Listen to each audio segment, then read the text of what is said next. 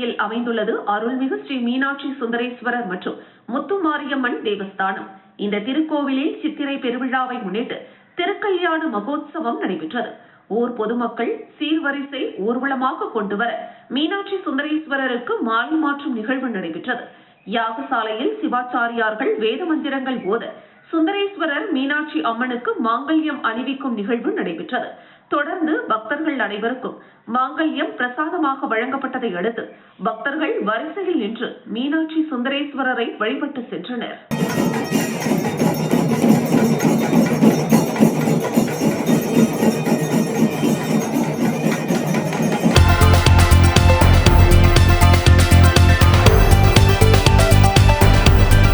மாநிலம் கிருமாம்பாக்கம் அடுத்த மணப்பட்டு மாரியம்மன் கோவில் வீதியை சேர்ந்தவர் 35 வயதான மணிகண்டன். கெமிக்கல் பொறியியல் பட்டதாரியான இவர் சென்னையில் உள்ள தனியார் நிறுவனத்தில் வேலை செய்து வந்தார். அப்போது அவருக்கு பணிச்சுமை காரணமாக மன அழுத்தம் ஏற்பட்டு அதற்கான சிகிச்சை பெற்று வந்துள்ளார். பின்னர் அங்கு வேலையை விட்டு மீண்டும் தனது சொந்த ஊருக்கு வந்துள்ளார். தற்பொழுது வடமங்கலத்தில் உள்ள தனியார் நிறுவனத்தில் பணி செய்து வந்துள்ளார். இந்த நிலையில் மணிகண்டனுக்கு மீண்டும் கடந்த 2 வாரங்களாக உடல்நிலை சரியில்லாததால் வீட்டில் இருந்தபடி மருத்துவமனைக்கு சென்று சிகிச்சை பெற்று வந்துள்ளார். இதனிடையே மணிகண்டன் வீட்டின் அருகே உள்ள 47 வயதான வசந்தராஜா என்பவரது வீட்டிற்கு அடிக்கடி சென்று உணவு சாப்பிட்டு வந்துள்ளதாக தெரிகிறது. இதனால் தன்னுடைய மனைவிக்கும் மணிகண்டனுக்கும் தொடர்பு இருப்பதாக சந்தேகப்பட்டு அடிக்கடி வசந்தராஜா தகராறு செய்து வந்துள்ளார். இதனால் வசந்தராஜாவுக்கும் அவரது மனைவிக்கும் அடிக்கடி தகராறு ஏற்பட்டுள்ளது. இதையடுத்து கடந்த 2 மாதங்களாக வசந்தராஜா மனைவியிடம் இருந்து பிரிந்து அதே பகுதியில் உள்ள தனது தாய் வீட்டில் வசித்து வந்துள்ளார். இந்த நிலையில் வசந்தராஜா கடந்த சில நாட்களுக்கு முன்பு மணிகண்டனின் 2 சக்கர வாகனத்தை எடுத்து சென்று அடமானம் வைத்து அந்த பணத்தில் மது வாங்கி குடித்ததாக கூறப்படுகிறது. இது தொடர்பாக வசந்தராஜாவிற்கும் மணிகண்டனுக்கும் பிரச்சனை ஏற்பட்டு கிருமாம்பாக்கம் காவல் நிலையத்தில் மணிகண்டன் புகார் அளித்திருந்தார். இது தொடர்பாக காவல்துறையினர் விசாரணை நடத்தி வருகின்றனர். இந்த நிலையில் இரவு மணிகண்டன் உணவு சாப்பிட்டு விட்டு அதே பகுதியில் உள்ள தனது பாட்டி வீட்டிற்கு சென்று தூங்கிக் கொண்டிருந்தார். அதிகாலை 5 மணி அளவில் எழுந்த மணிகண்டன் தனது வீட்டிற்கு சென்று தேநீர் குடித்துவிட்டு மீண்டும் அங்கேயே வந்து படுத்துள்ளார். சிறிது நேரம் கழித்து நாய்கள் கத்தும் சத்தம் கேட்டு அவரது தம்பி சேது வெளியே வந்து பார்த்துள்ளார். அப்போது மணிகண்டனின் அலறல் சத்தம் கேட்டு உள்ளே சென்று பார்த்துள்ளார். அப்போது மணிகண்டன் ரத்த வெள்ளத்தில் உயிருக்கு போராடியுள்ளார். இதையடுத்து அருகில் இருந்தவர்கள் உதவியுடன் அவரை மீட்டு கிருமாம்பாக்கம் அரசு பொது மருத்துவமனைக்கு கொண்டு சென்றனர். அங்கு அவருக்கு முதலுதவி சிகிச்சை அளிக்கப்பட்டு மேல் சிகிச்சைக்காக கதிர்காமம் அரசு மருத்துவமனைக்கு அனுப்பி வைத்தனர். அங்கு சிகிச்சை பலனின்றி அவர் உயிரிழந்தார். இதுகுறித்து தகவல் அறிந்த கிருமாம்பாக்கம் காவல்துறையினர் சம்பவ இடத்திற்கு சென்று விசாரணை நடத்தினர். விசாரணையில் வசந்தராஜா மணிகண்டனை கடப்பாரியால் அடித்துக் கொன்றது தெரிய வந்தது. இதையடுத்து வீட்டில் பதுங்கியிருந்த வசந்தராஜாவை காவல்துறையினர் கைது செய்து விசாரணை நடத்தி வருகின்றனர். இந்த சம்பவம் மணப்பட்டு பகுதியில் பரபரப்பை ஏற்படுத்தியுள்ளது.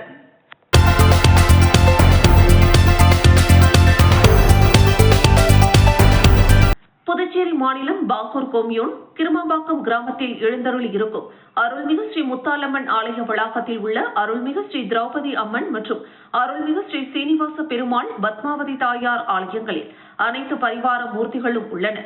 அருள்மிகு ஸ்ரீ திரௌபதி அம்மன் ஆலயத்தில் தீமிதி திருவிழா வரும் 1ஆம் தேதி நடைபெற உள்ளது. அதனை முன்னிட்டு கடந்த 17ஆம் தேதி வெள்ளிக்கிழமை கொடியேற்றத்துடன் திருவிழா தொடங்கியது. தொடர்ந்து ஒவ்வொரு நாளும் உபயதாரர்கள் மூலம் சாமிக்கு சிறப்பு அபிஷேகங்கள் செய்து மலர்களால் அலங்கரிக்கப்பட்டு மகா தீபாராதனை காண்பிக்கப்படுகிறது. 27ஆம் தேதி திங்கட்கிழமை நேற்று காலை 8 மணி அளவில் மூலவர் மற்றும் உற்சவ மூர்த்திகளுக்கு சிறப்பு அபிஷேகமாக பால், தயிர், சந்தனம், அபிஷேகத்தூள், தேன், இளநீர், பன்னீர், பழ வகைகள் மற்றும் வாசனை திரவியங்கள் மூலம் அபிஷேகங்கள் செய்து மலர்களால் அலங்கரிக்கப்பட்டு மகா தீபாராதனை காண்பிக்கப்பட்டது. இதில் திரளான பக்தர்கள் கலந்து கொண்டு சுவாமி தரிசனம் செய்தனர். தொடர்ந்து 8 மணி அளவில் சன்னதியின் எதிரில் சுவாமி பரிவேட்டை ஆடல் நடைபெற்றது. இந்த நிகழ்ச்சியில் துணை சபாநாயகர் ராஜவேலு, என்ஆர் காங்கிரஸ் பிரமுகர் மோகன்தாஸ் மற்றும் முன்னாள் அமைச்சர் கந்தசாமி ஆகியோர் கலந்து கொண்டு சுவாமி தரிசனம் செய்தனர். பிறகு 9 மணி அளவில் அனைத்து உற்சவ மூர்த்திகளையும் மலர்கள் மற்றும் மின் விளக்குகளால் அலங்கரிக்கப்பட்ட வாகனம் வான வேடிக்கையுடன் மேளதாளங்கள் முழங்க சுவாமிகள் வீதி புறப்பாடு நடைபெற்றது. இந்த நிகழ்ச்சிக்கான ஏற்பாட்டினை வன்னியர் குலத்தோர், உபயதாரர்கள் மற்றும் கோவில் நிர்வாக அதிகாரி, அறங்காவலர் குழுவினர், பெரியோர்கள், இளைஞர்கள் மற்றும் ஊர் பொதுமக்கள் செய்திருந்தனர்.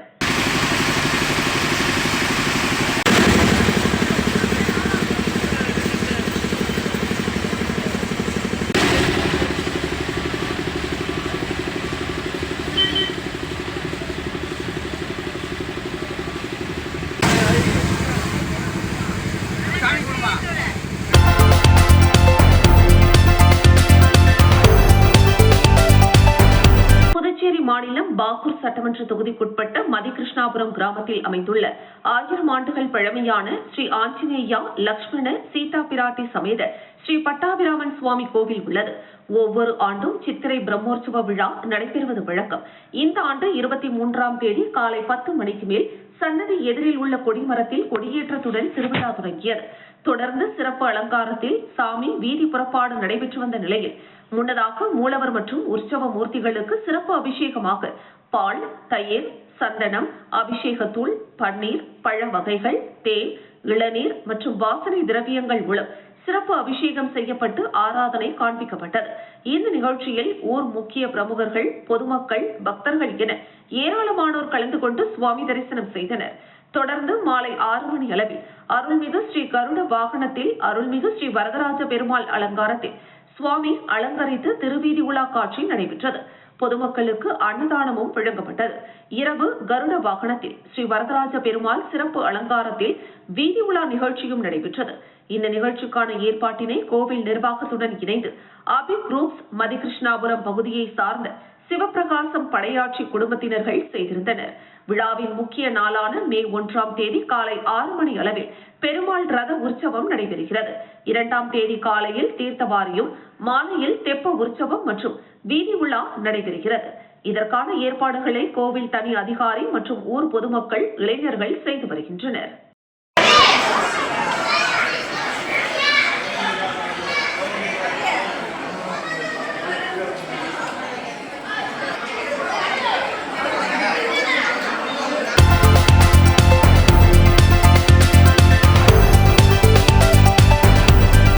மாநிலம் கரிக்கலாம்பாக்கத்தில் 25 ஆண்டு காலமாக 10 மற்றும் 12ஆம் வகுப்பு பொதுத் தேர்வுகளில் 100% தேர்ச்சியுடன் சிறந்த முறையில் இயங்கி வரும் SRK மேல்நிலைப் பள்ளியில் கடந்த சனிக்கிழமை நடைபெற்ற பந்தன் 2026ஆம் ஆண்டு விழா பள்ளி வளாகத்தில் மிக சிறப்பாகவும் பிரம்மாண்டமாகவும் கொண்டாடப்பட்டது.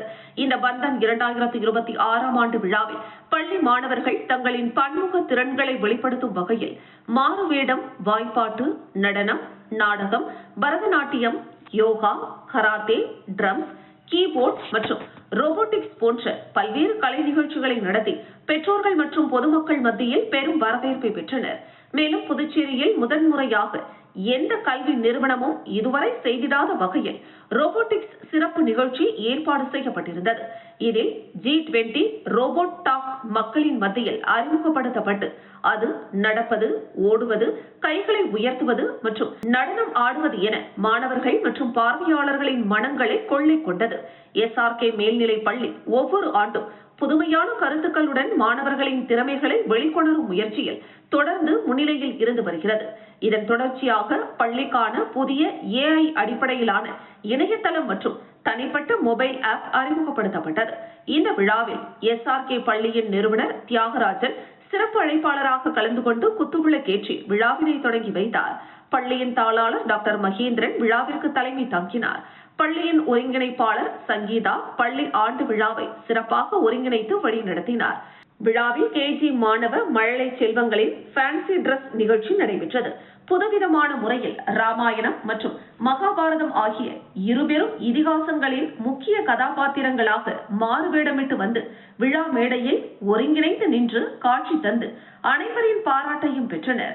மான்கம்பம் விளையாட்டு பிரிவில் டெல்லியில் நடைபெற்ற நேஷனல் லெவல் ஸ்போர்ட்ஸில் SRK மேல்நிலை பள்ளியை சார்ந்த 12ஆம் வகுப்பு மாணவர் கமலேஷ் பங்கேற்று பள்ளியின் சார்பாக தனது திறமையை வெளிப்படுத்திய நிகழ்ச்சியை இவ்விழாவிலும் சிறப்பாக வெளிப்படுத்தி அனைவரையும் மெய்சிலிர்க்க செய்தார் என்பது குறிப்பிடத்தக்கது.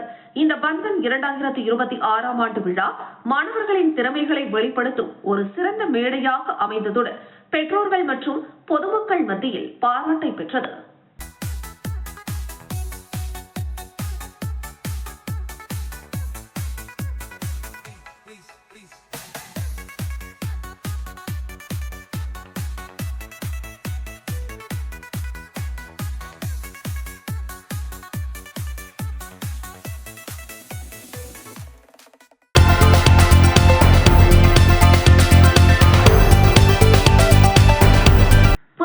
அரசின் கல்வித்துறை மூலம் வெளியிடப்பட்டுள்ள புதிய அறிவிப்பு மாநிலத்தில் மொழிக் கொள்கை தொடர்பாக பெரும் சர்ச்சையை ஏற்படுத்தியுள்ளது.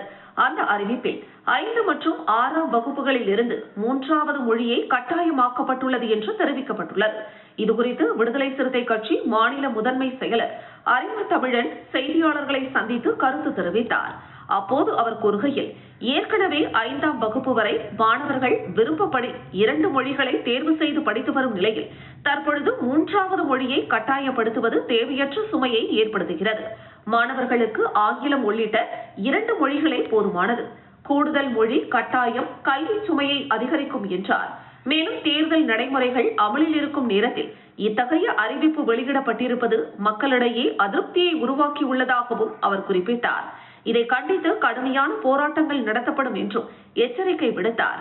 மேலும் அவர் கூறுகையில், புதுச்சேரியில் பிரெஞ்சு மொழி வரலாற்று முக்கியத்துவம் வாய்ந்ததாக உள்ளது. 3வது மொழி என்றால் பிரெஞ்சை அறிவிக்க அரசு முன்வந்தால் அதை வரவேற்க தயாராக இருக்கிறோம். இல்லையெனில் இந்த அறிவிப்பை உடனடியாக ரத்து செய்ய வேண்டும் என்று வலியுறுத்தினார். இந்த செய்தியாளர்கள் சந்திப்பின் போது தலைமை நிலைய செயலாளர் அகன் உள்ளிட்ட மாநில மற்றும் மாவட்ட செயலாளர்கள் உடனிருந்தனர். புதுச்சேரி அரசு இந்த அறிவிப்பை உடனடியாக ரத்து செய்ய வேண்டும். இதை எமது கட்சி விடுதலை சிறுத்தைகள் கட்சியானது கடுமையான போராட்டங்கள் முன்னெடுக்கும். இதை அரசு பரிசீலனை செய்து ரத்து செய்ய வேண்டும் என்று கேட்டுக்கொள்கிறோம்.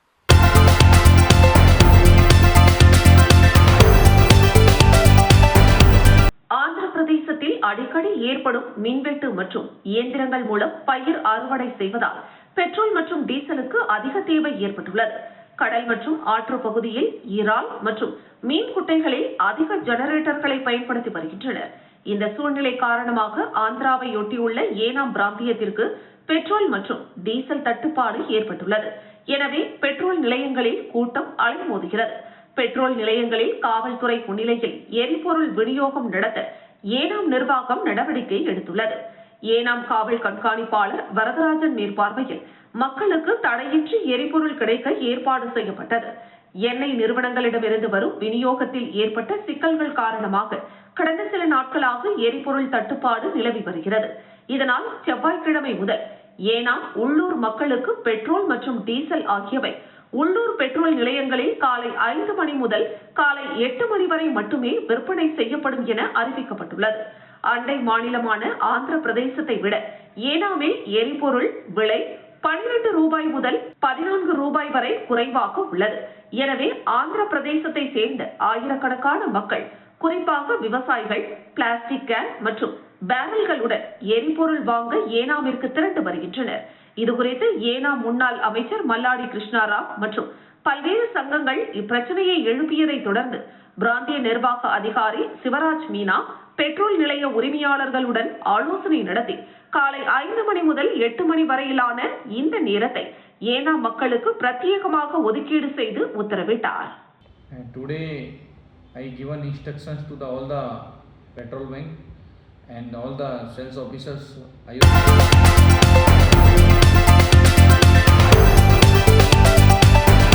Puducherry pride India education and charitable trust சார்பில் பொதுமக்களுக்கு அன்னதானம் வழங்கும் விழா வாரந்தோறும் செவ்வாய்க்கிழமை அன்று கொம்பாக்கம் பகுதியில் உள்ள ஜோதி விநாயகர் ஆலயத்தில் நடைபெற்று வருகிறது.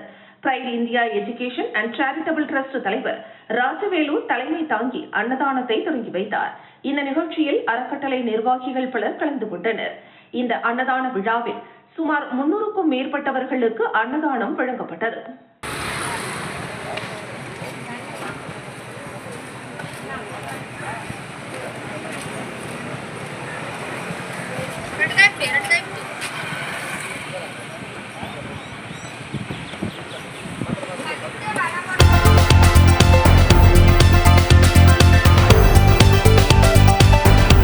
புதுச்சேரியில் நடைபெற்ற சட்டசபை தேர்தலுக்கான வாக்கு எண்ணிக்கை மே 4ஆம் தேதி நடைபெறவுள்ளது.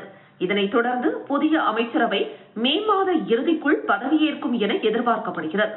இதனை முன்னிட்டு புதுச்சேரி சட்டசபை வளாகத்தில் சீரமைப்பு மற்றும் அழகுபடுத்தும் பணிகள் வேகமாக நடைபெற்று வருகின்றன. குறிப்பாக பழமை வாய்ந்த பாரம்பரிய சட்டசபை கட்டிடத்தில் மொசைக் தரைகளை பாலிஷ் செய்யும் பணி தீவிரமாக நடைபெற்று வருகிறது. மேலும் புதிய அமைச்சரவை பொறுப்பேற்க உள்ள நிலையில் முன்னாள் அமைச்சர்கள் தங்களது அலுவலகங்களை காலி செய்துள்ளனர். புதிய நிர்வாகத்திற்கான ஏற்பாடுகள் முழு வீச்சில் நடைபெற்று வருகிறது.